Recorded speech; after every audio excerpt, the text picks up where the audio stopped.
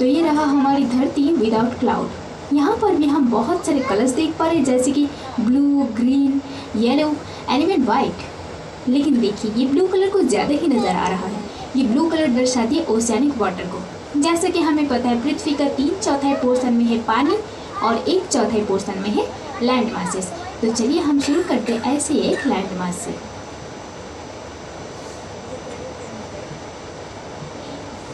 और देखिए हमारे सामने है विशाल एक कॉन्टिनेंट जिसका नाम है अफ्रीका।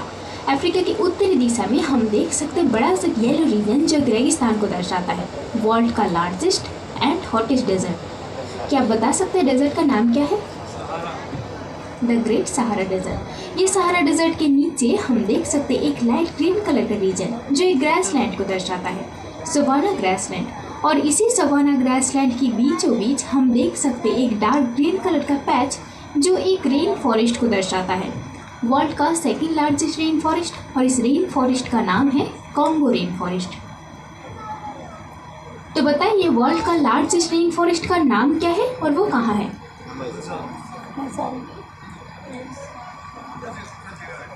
दुनिया में इसी तरह और एक रेन फॉरेस्ट मौजूद है साउथ अमेरिका के ब्राज़ील में, जो हमारे पृथ्वी का लार्जेस्ट रेन फॉरेस्ट है। और इस रेन फॉरेस्ट का नाम आप सभी को पता होगा, अमेज़न रेन फॉरेस्ट। यह अमेज़न रेन फॉरेस्ट के बीचों बीच अमेज़न रिवर बहती है। और यह अमेज़न रेन फॉरेस्ट हमारी पृथ्वी के लिए इकोलॉजिकली बहुत ही इंपॉर्टेंट है, क्योंकि पूरा पृथ्वी का 10% ऑक्सीजन यहाँ से जनरेटेड होता है। इसीलिए इसको कहते हैं the lungs of the earth.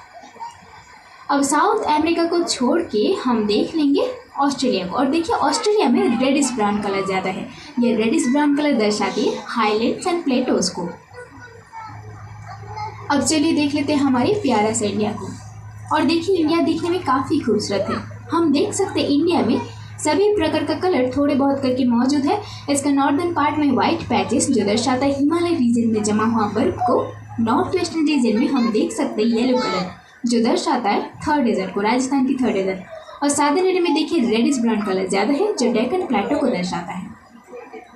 अब हमारे पृथ्वी का 2 पोल्स है। ये है पृथ्वी का नॉर्थ पोल जो ग्रीनलैंड रीजन को दर्शाता है, और ये है पृथ्वी का साउथ पोल जो दर्शाता है अंटार्कटिक रीजन को। अब ये दोनों ही पोल फ्रीजेड जोन में है, यानी कि यहाँ पे पूरा साल बर्फ जमी हुई रहती है और इसीलिए देखिए इसका कलर भी वाइट है। अब आपके सामने ये जो पृथ्वी आप देख सकते हैं, इसका चारों ओर ध्यान से देखिए।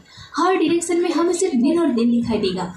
लेकिन क्या ऐसा होता है कि पूरा पृथ्वी में एक साथ सिर्फ दिन हो? पृथ्वी में रहते वक्त क्या हम सिर्फ दिन को महसूस करते हैं?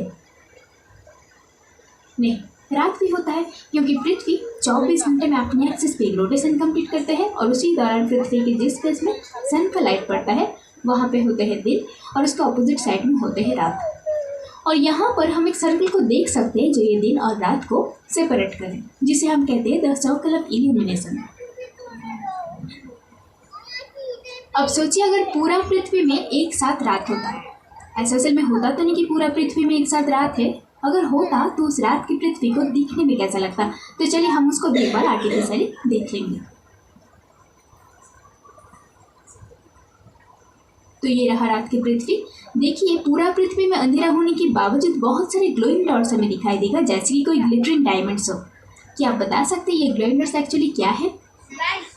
ये है नाइट टाइम लाइट्स जो हम घरों में, बाजारों में, सड़कों में जलाते हैं रात के समय।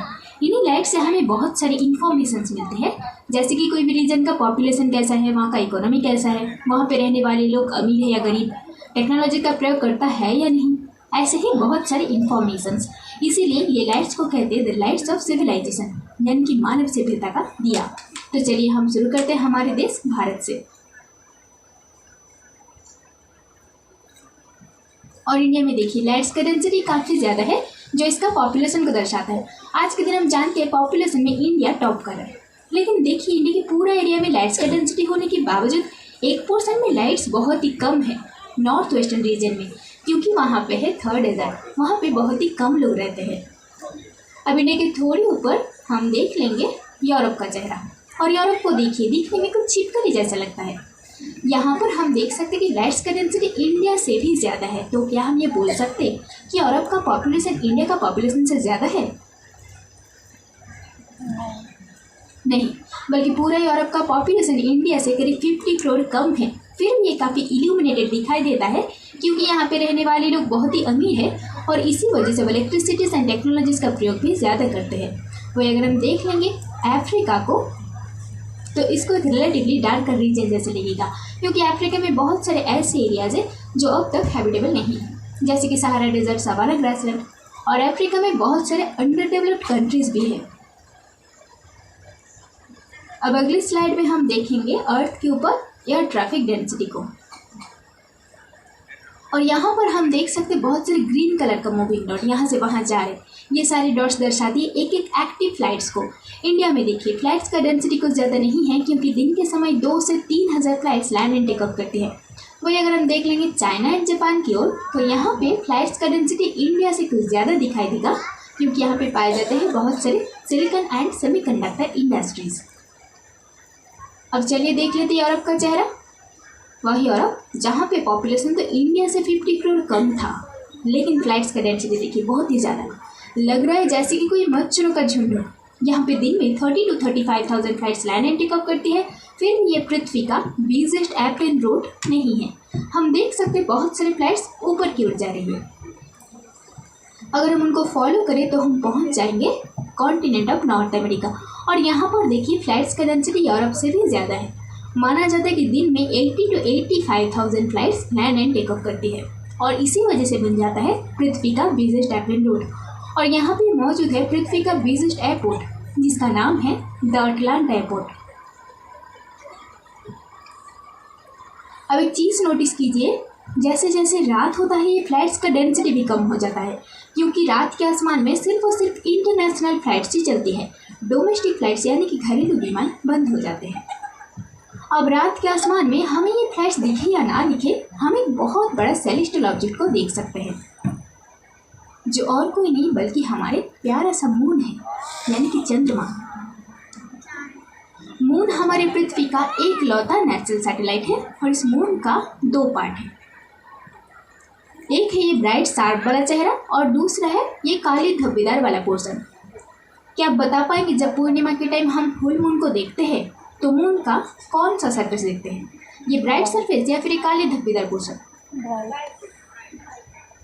जी नहीं, पूर्णिमा के टाइम हम ये काले धब्बेदार पोर्शन को ही देख पाते हैं जिसे हम कहते हैं चांद का कलंक, क्योंकि हमें पता है चांद 27.5 दिन में अपने एक्सिस पे एक रोटेशन कंप्लीट करते हैं और उसी 27.5 दिन में वो पृथ्वी के अराउंड एक रेवोल्यूशन भी कंप्लीट कर लेते हैं। इसीलिए हम बार बार एक साइड को ही देख पाते हैं और वो है ये काले धब्बेदार पोर्शन। दूसरी ब्राइट साइड हम कभी नहीं देख सकते, वो पीछे छिप जाता है। अब मून तो एक नेचुरल सैटेलाइट है, इसका खुद का कोई रोशनी नहीं है, तो सवाल यही है इस मून को रोशनी देता कौन है? और हम सभी को पता है कि मून को रोशनी देता है सन, यानी कि सूरज, जो दिखने में एक आग का गोला जैसा लगता है। यहाँ पर हम देख सकते हैं बहुत सारे येलो कलर का पैचेस जो सब दर्शाता है एक एक एक्टिव सोलर फ्लेयर्स को, जहाँ से एमिटेड होता है काफ़ी मात्रा में यूवी रेडिएशन जो हमारे स्किन के लिए बहुत ही खतरनाक है। अब सन को एक न्यूक्लियर रिएक्टर के साथ भी कंपेयर कर सकते हो जहाँ कंटिन्यूअसली न्यूक्लियर फ्यूजन रिएक्शन चलता रहता है। 2 हाइड्रोजन आइसोटोप मिलकर एक हीलियम एटम बनाते हैं और उसी के साथ जनरेट करते हैं large amount of energy heat and light की फॉर्म पे। इसीलिए सन का टेम्परेचर बहुत ही हाई रहता है। इसका सरफेस का टेम्परेचर करीब 5 से 6,000 डिग्री सेल्सियस तक हो सकता है और इसका कोर का टेम्परेचर करीब 1.5 करोड़ डिग्री सेल्सियस तक हो सकता है और हमारे इस रूम का टेम्परेचर है ओनली 20 डिग्री सेल्सियस। तो हम अंदाजा लगा सकते हैं कि सन का टेम्परेचर कितना ज़्यादा है। तो सन हमारे सोलर सिस्टम का एक लौता स्टार है और इसी सन को केंद्र करके एक एक प्लैनेट रिवॉल्व करते हैं। तो चलिए हम देख लेंगे हर एक को। और सबसे पहले आते हैं सोलर सिस्टम का फर्स्ट प्लैनेट मर्क्यूरी, यानी कि बुध। मर्क्यूरी हमारे सोलर सिस्टम का फास्टेस्ट रिवॉल्विंग प्लैनेट है जो अपने रेवोल्यूशन 88 डेज में ख़त्म कर लेते हैं।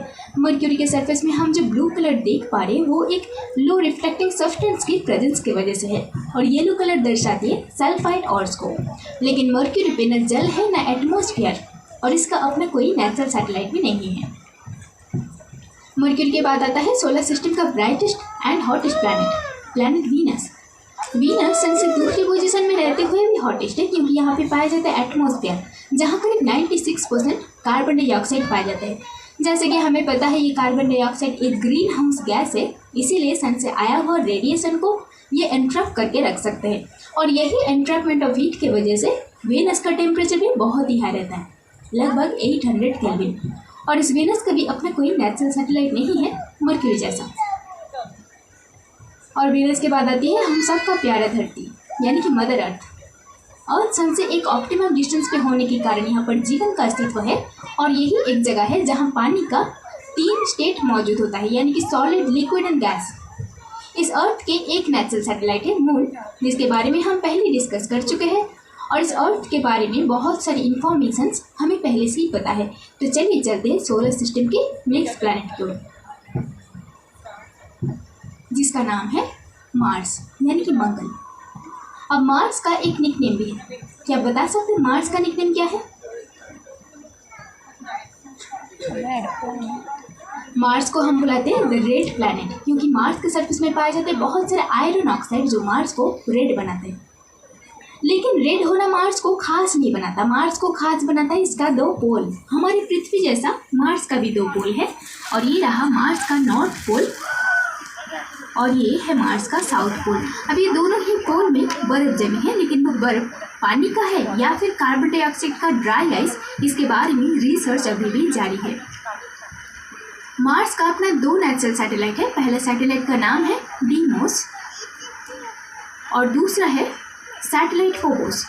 ये डीमोस और फोबोस बहुत ही इरेगुलर से फिर दिखने में बिल्कुल खाने के आलू जैसा तो सैटेलाइट है, लेकिन यहाँ पर हम देख सकते हैं ये सैटेलाइट गोलाकार दिखा रहा है क्योंकि ये स्क्रीन गोलाकार है। और ये फोबोस हमारे सोलर सिस्टम का सबसे छोटा सैटेलाइट भी है। उसके बाद आता है सोलर सिस्टम का सबसे बड़ा प्लैनेट, जिसका नाम है जुपिटर, जो एक गैसियस प्लैनेट है। अब देख सकते हैं इसका सरफेस में गैसेस का मूवमेंट। अब जुपिटर का सरफेस को ध्यान से देखिए, इसका बीच बीच में एक गोल सा चीज घूमता हुआ दिखेगा, जिसे हम कहते हैं the great giant I of Jupiter, जो असल में एक साइक्लोन है और ये साइक्लोन जुपिटर पे 350 साल से राज कर रहा है।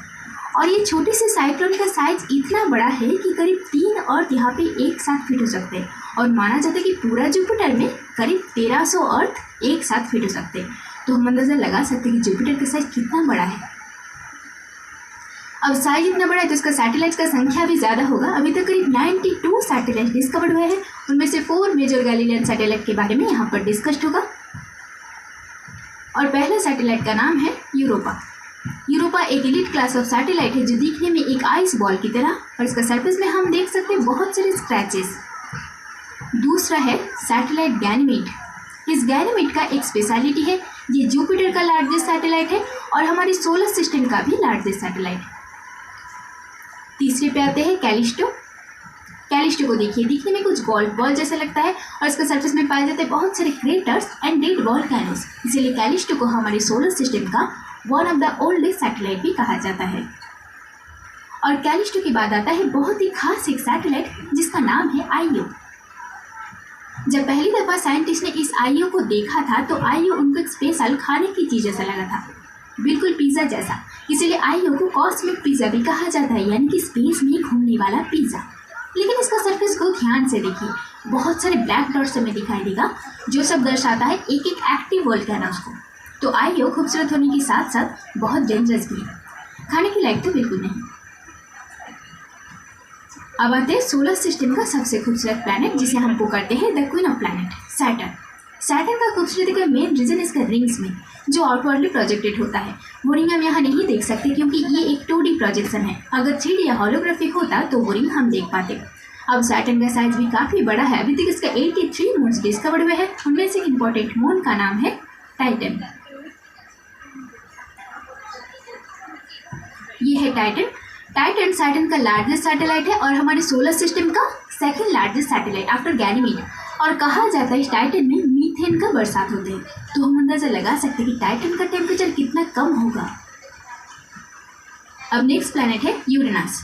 यूरेनस में पाया जाता है काफ़ी मात्रा में लो वेट गैसेज जैसे कि हाइड्रोजन, हीलियम और मीथेन, और इसका टेम्परेचर इतना कम होता है कि इसको हमारे सोलर सिस्टम का कोल्डेस्ट प्लैनेट भी कहा जाता है। और यूरेनस से मिलता जुलता इसका एक सिस्टर प्लैनेट भी है जिसका नाम है नेपच्यून। इस नेपच्यून में मीथेन का कंसेंट्रेशन यूरेनस से थोड़े ज़्यादा होते हैं और इसीलिए देखिए इसका कलर भी डार्क ब्लू है। अब नेपच्यून से हमारे सोलर सिस्टम का 8 प्लैनेट का सफर तो खत्म होता है, लेकिन हम सभी जानते हैं 2006 साल के पहले इस फैमिली में एक और भी मेंबर हुआ करता था। तो वो कौन था? प्लूटो। जी हाँ, उस प्लैनेट का नाम था प्लूटो।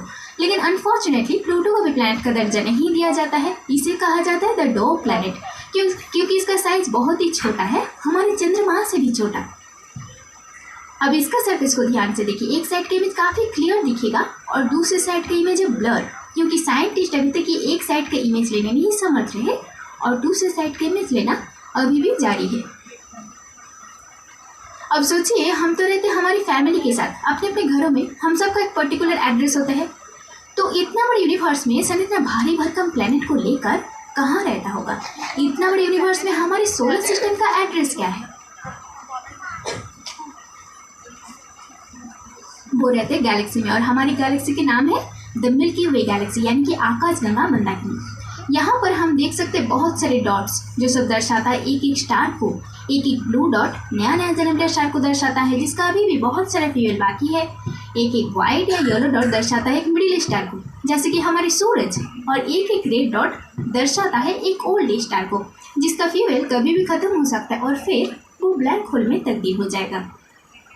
अब इतने बड़े यूनिवर्स में सिर्फ हमारी गैलेक्सी में ही प्राण है ऐसा नहीं है।